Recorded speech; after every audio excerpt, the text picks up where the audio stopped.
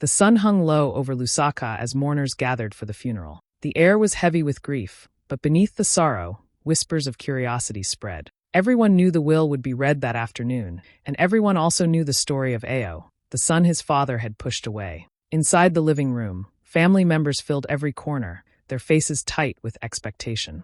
Uncle Maloba sat tall at the front, his children around him like a little court. When Ao walked in, quiet and alone, the uncle smirked. "Here comes the useless son," he said loudly, his voice cutting through the room like a knife. Laughter followed from cousins and aunts, their eyes shining with mockery. Ao kept his head down, saying nothing. They all believed the fortune would go to Maloba's children. After all, Ao had been cast out, left to survive on scraps while his cousins flaunted their wealth. Some even whispered that he should not have come at all, that the will reading was no place for a beggar. The cruelty rolled over him, but he sat still, his face calm though his chest tightened. The lawyer adjusted his glasses, unfolding the thick file in front of him. "We are here to read the last will and testament," he began. The room fell silent, every ear leaning forward. Uncle Maloba chuckled, already tasting his victory. But just as the lawyer cleared his throat, a pause hung in the air, long enough to make hearts beat faster. Then he said, "There is a hidden clause." As Ao sat in the crowded living room, waiting for the lawyer to continue, his mind drifted back to the years that had led him here. The sound of his uncle's mocking laugh always carried him to the same memories, sharp and bitter like salt on a wound. He could still see the day his father first turned cold toward him, not because of something Ao had done, but because of the words Uncle Maloba had planted like poison. It had started slowly. Maloba would lean close to his brother, whispering, "This boy of yours is lazy. He will waste everything you've worked for." At family gatherings, he would raise his voice just enough for everyone to hear. "Look at him," he would say, pointing at Ao with a sneer. "A beggar in his own father's house." The laughter of cousins and aunts would follow, and Ao's father, once his defender, began to stay silent. That silence hurt more than the insults. Eventually, the poison spread too deep. One night, after a heated argument, his father told him to leave the house. No land, no money, not even a kind word to hold on to, just the clothes on his back. Ao walked into the dark streets of Lusaka, humiliated, wondering how a father could turn away so completely from his son. Behind him, Uncle Maloba watched with a satisfied smile, already stepping into the space Ao had been forced to leave behind. In the years that followed, Maloba grew bold. He strutted around the family businesses as if he were the rightful owner, boasting to neighbors that his brother trusted only him. He trained his children to believe the same lie, that everything, from the houses to the farms, would one day be theirs. When people mentioned Ao, Maloba would wave them off with contempt. "Forget him," he would say. "He is nothing." Now, sitting in that same uncle's shadow during the will reading, Ao felt every wound reopening. He remembered the nights he went hungry, the times people turned him away because of his family's whispers. His cousins sat across the room, smirking, certain the wealth was already in their hand. They looked at him as if he were still that same boy who had been chased away with nothing. But Ao did not flinch. His silence was heavy, steady, and it made some relatives glance at him uneasily. Uncle Maloba, however, was too lost in his pride to notice. He leaned back in his chair, laughing under his breath, sure of his triumph. The lawyer's voice cut through the tension, pulling everyone back to the present. Papers rustled, and the room grew quiet again. Ao's heart pounded, but his face remained calm. The years of cruelty weighed on him like a stone, yet somewhere inside, he felt the faint stir of something different, something about to change. The suspense hung in the air, pressing down on every breath, as the lawyer prepared to speak. The lawyer adjusted his glasses and looked around the room. Everyone leaned forward, eager for the words that would decide their future. A hush fell over the house, so quiet that even the ticking clock on the wall seemed loud. Then, in a calm voice, he began to read. "According to the will, the majority of the wealth shall go to the children of Mr. Maloba." For a moment, there was silence.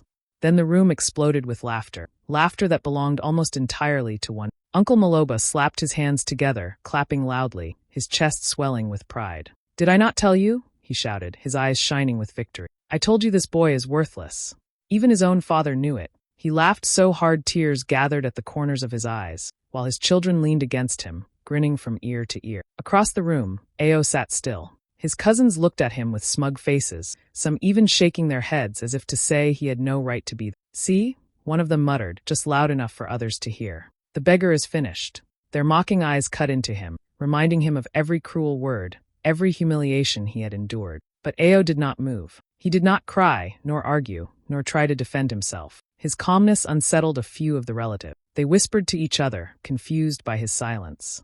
Some expected him to storm out in shame, but instead he sat with his back straight, his face unreadable. Uncle Maloba, too drunk on his victory, didn't notice. He leaned back in his chair, laughing again. "This is how it should be," he said. "The businesses, the houses, the farms, they belong to my children. The rest of you should respect it." His children nodded eagerly, their eyes filled with arrogance. The lawyer, however, did not smile. He waited until the noise calmed down, then cleared his throat. His eyes scanned the room, finally resting on Ao. A strange heaviness filled the air, as though he was about to say something no one expected. "There is," the lawyer said slowly, "a final instruction." The words hung in the air like thunder about to strike. The relatives froze, their laughter cut short. Uncle Maloba's grin faded just a little, confusion creeping into his face. The cousins stopped smirking and turned their eyes back to the lawyer. Ao sat just as he had been, calm, quiet, waiting. For the first time, the room was no longer laughing at him. For the first time, they began to wonder why he was so still. Something was coming, something that would change everything. The lawyer reached for another envelope, and the silence grew so deep that even breaths sounded loud. The lawyer's hands moved slowly as he reached into the file. Everyone's eyes followed him, nervous now, unsure what more there could be. Then he pulled out a smaller, sealed envelope. Across the front, in the late father's handwriting, were the words, "To be read only if my son Ao is present." The room froze. For a moment, no one even breathed. All eyes shifted toward Ao, sitting quietly in his chair. His cousins, who had been smirking minutes ago, suddenly looked uneasy. Uncle Maloba's face darkened, the grin he had worn disappearing like smoke. He sat forward, his voice breaking the silence. "What nonsense is this?" he barked, though his tone carried a tremor he could not hide. The lawyer ignored him. With deliberate care, he broke the seal and unfolded the letter inside. The tension was so thick that every rustle of paper sounded like thunder. Finally, he cleared his throat and began to read aloud. "My wealth was not built by chance.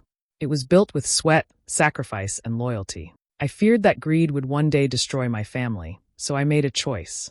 All land titles and all hidden accounts that no one knows about have already been transferred into the name of my son, Ao." The words struck the room like lightning. Gasps echoed from every corner, followed by whispers of disbelief. Some covered their mouths in shock. Others stared at Ao as though seeing him for the first time. Uncle Maloba shot to his feet, his face red with fury. "Lies! All lies!" he shouted, pounding his fist on the table. "He disowned that boy. He said it himself in front of us." His voice cracked, his arrogance slipping into desperation. But the lawyer continued firmly, raising his voice above the noise. "This was your brother's decision. These documents are legally binding, already signed and secured. The land you claim as yours, the accounts you thought you controlled, none of them belong to you. They belong only to Ao." The cousins who had laughed earlier sat in stunned silence. The arrogance on their faces drained away, replaced by disbelief and anger. They glanced at their father, waiting for him to explain, but even he had no words. His lips trembled, and his eyes darted around the room as though searching for an escape. Ao sat still, his heart pounding in his chest, yet his face calm. For years, he had been treated as nothing, mocked, cast out, made to believe he had no worth. Now the truth was out, and it was heavier than he could have imagined. The same family that had laughed at him now sat speechless, their eyes wide, their mouths open. The room that had once echoed with laughter was silent now, filled only with the weight of betrayal, shock, and the undeniable sound of justice finally arriving. Uncle Maloba's face turned crimson as the lawyer's words settled into the room. He jumped to his feet, veins showing in his neck, and shouted, "This must be fake. It's a trick. Show me the papers. Show me proof." His voice cracked with rage and fear, no longer carrying the confidence he had worn so proudly only minutes before. His children rushed to his side, trying to calm him, but he pushed them away, his eyes locked on the lawyer like a man cornered. The lawyer stayed calm. He opened the briefcase beside him and pulled out a small flash drive. "Your brother knew this day would come," he said. "He left something more than papers. He left his own voice." Slowly, he inserted the drive into a laptop and turned it toward the room. The screen flickered to life. There was father, strong, composed, speaking directly into the camera as if he were staring into their souls. The family gasped, some even whispering prayers under their breath. "If you are watching this," father's voice began, "then I am gone. And I know there will be fighting over what I left behind. But let me be clear. My son Ao is my true heir." A murmur rippled through the room. Uncle Maloba's knees seemed to weaken, but he forced himself to stay standing, clutching the back of a chair for balance. The video went on. "I pretended to cut Ao off," father continued, his tone heavy but firm, "because I wanted to see his heart. I wanted to know if he loved me for my wealth or for who I am. Through years of silence, I watched from a distance. He never cursed my name, never begged, never turned to greed. His loyalty never wavered. But some of you, your greed spoke louder than your blood. And I see now who you truly are. The words landed like hammer blows. Every eye turned to Uncle Maloba, who was trembling, sweat running down his face. His children stared at him, confusion and betrayal written all over their expressions. Father's voice grew even sharper. Maloba, you betrayed my trust. You whispered lies, mocked my son, and sought to steal what you did not earn. My businesses were never yours. My land was never yours. My legacy belongs only to Ao. Uncle Maloba's mouth opened, but no words came out. His eyes darted wildly, as if searching for a hole to crawl into. Then, in a dramatic moment that shocked everyone, his body gave way. He fell back, collapsing onto the floor with a loud thud. Gasps and screams filled the room as his children rushed to lift him, fanning his face, shouting his name. The lawyer closed the laptop quietly, his voice steady as the chaos unfolded. Your father foresaw everything, he said to Ao, and he made sure the truth would not be buried. Ao sat still, overwhelmed, as the once proud uncle lay on the floor, exposed and broken before the very family he had tried to control. Uncle Maloba lay on the floor, breathing heavily as his children gathered around him. They fanned his face, tried to lift him, and begged him to speak. But their voices were not filled with love, they were filled with anger. Father, is it true? One of his sons shouted. All this time, you told us everything was ours. You made us believe Ao was nothing. His daughters cried, not just from fear of his collapse, but from the sting of betrayal. Maloba tried to sit up, his lips trembling, but the weight of shame was heavier than his body. I only wanted to protect what should be ours, he stammered, but his words sounded weak, hollow. His children looked at him with burning eyes. You lied to us, another son snapped. You filled our heads with pride while you stole from Ao. You made us laugh at him, spit at him, treat him like dirt. And all this time, it was you who was blind. The room erupted into chaos. Cousins turned on each other, pointing fingers, shouting about who deserved what. Some accused Maloba of greed. Others blamed the rest of the family for following him blindly. Old grudges surfaced, voices rose, chairs scraped against the floor. The once united family, which had laughed together only an hour ago, was now breaking apart in front of everyone's eyes. And in the middle of it all, Ao sat in silence. He did not join their shouting, nor did he look at them with revenge. He sat with his hands folded, staring at the ground, his chest heavy with emotions he could not name. Shock, pain, even a quiet sadness for the family he once dreamed of belonging to. All of it swirled inside him. This was not the victory he had imagined. The lawyer leaned closer to him, lowering his voice so only Ao could hear. Your father trusted only you, he said gently. He knew their greed. He saw their hearts. But he saw your patience too. He left all this not to shame them, but to honor you. Ao blinked, his eyes stinging with tears he fought to hold back. Around him, his cousins were still arguing, shouting at their father, calling him a liar, a thief, a failure. The same children who had mocked Ao minutes ago now turned their rage on Maloba, their pride crumbling into bitterness.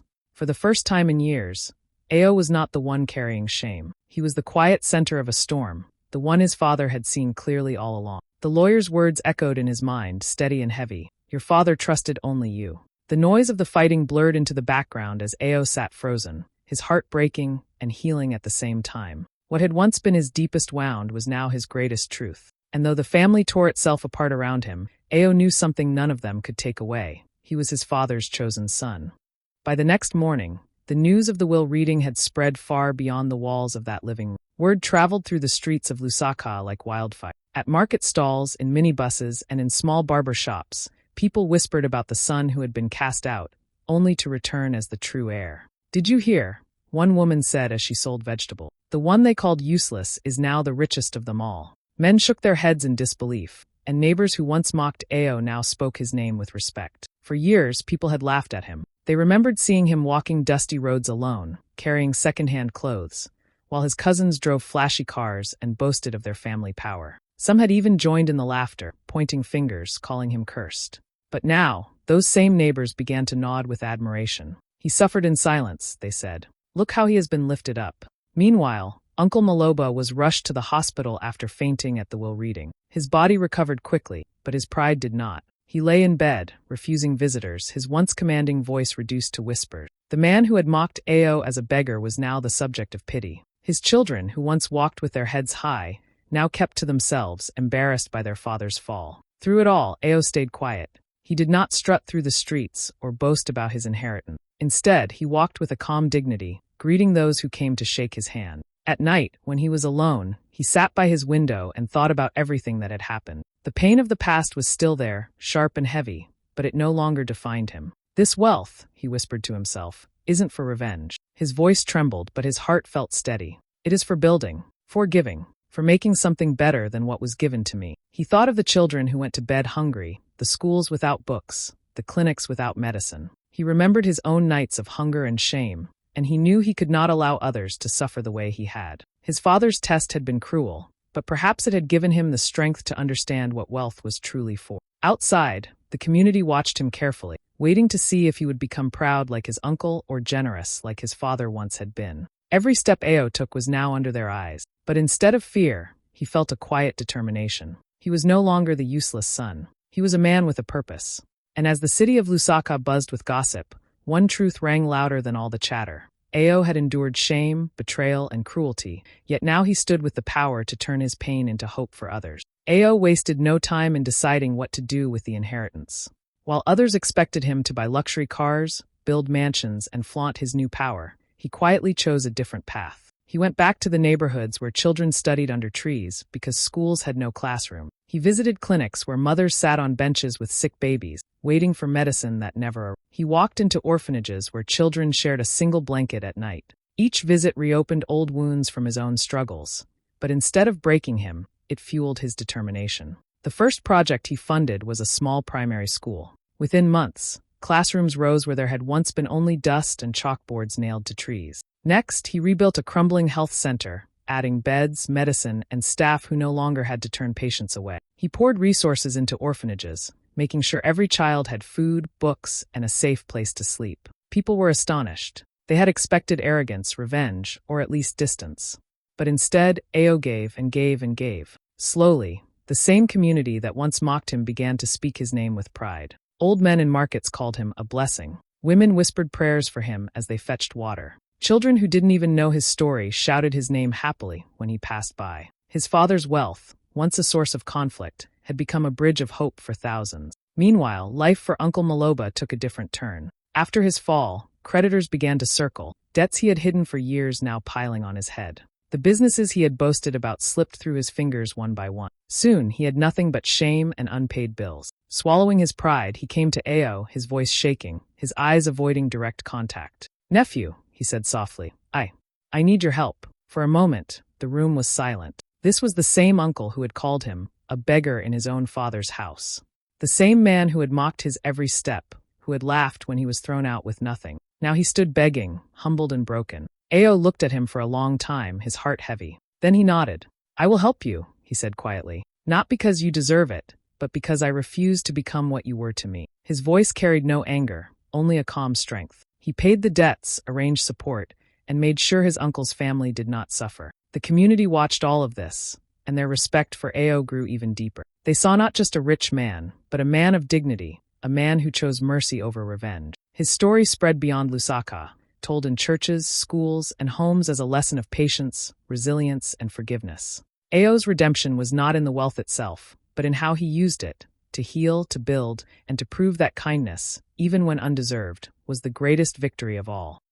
The morning was quiet when Ao walked through the cemetery, carrying a small bundle of fresh flowers. The city noise of Lusaka felt far away here, replaced by the soft sound of birds and the rustle of dry grass under his feet. He stopped at his father's grave, the stone still new, the name carved deep into it. For a long moment he stood there in silence, his chest rising and falling slowly, as though the weight of years pressed against him all at once. He knelt down and placed the flowers carefully, brushing away some dust from the stone with his hand. His fingers lingered there as his lips trembled. "You knew my heart," he whispered softly, his voice barely carrying in the breeze. "Even when the world mocked me, you knew."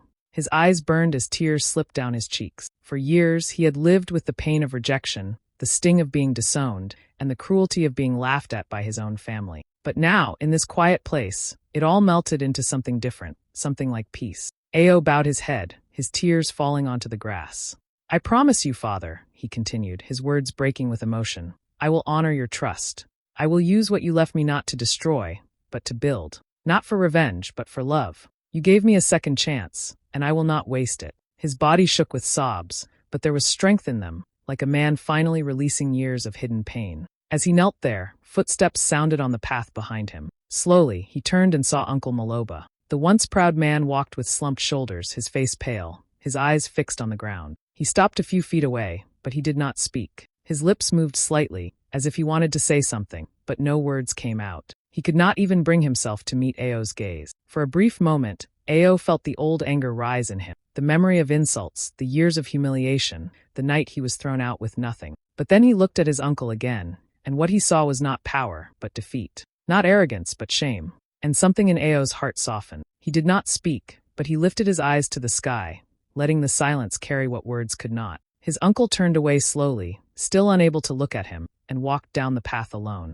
Ao wiped his tears and placed his hand once more on his father's grave. "I forgive him," he whispered, almost to himself. "Not because he asked, but because my heart cannot carry hate any longer." The wind blew gently across the cemetery, carrying his words like a prayer. In that moment, Ao felt lighter, as though both grief and bitterness had finally been laid to rest. The story of Ao spread far beyond Lusaka. People repeated it in markets, in taxis, even in schools, each time with the same mix of shock and admiration. They spoke of the boy who had been mocked, thrown out, and left with nothing, only to return as the one chosen above them all. Some said it was justice, others called it destiny, but everyone agreed it was unforgettable. What made it powerful was not just the wealth Ao inherited, but the way he carried it. He did not boast, he did not seek revenge, and he did not use his victory to humiliate those who once laughed at him. Instead, he turned his pain into strength, and his strength into generosity. That was what moved people most, the quiet dignity of a man who forgave when he could have destroyed. Even his uncle, broken and humbled, became part of the lesson. His fall was as dramatic as his pride had been, a reminder that greed and cruelty never last. But Ao's rise was not loud or arrogant, it was steady, patient, and full of purpose. He had waited in silence for years, carrying humiliation like a burden on his back, yet in the end, it was that same patience that became his crown. And when people retold his story, they always ended with the same line, the one that gave them goosebumps and left their eyes wet with tears. "They laughed when my father cut me off, but they fainted when they realized his last gift was my victory."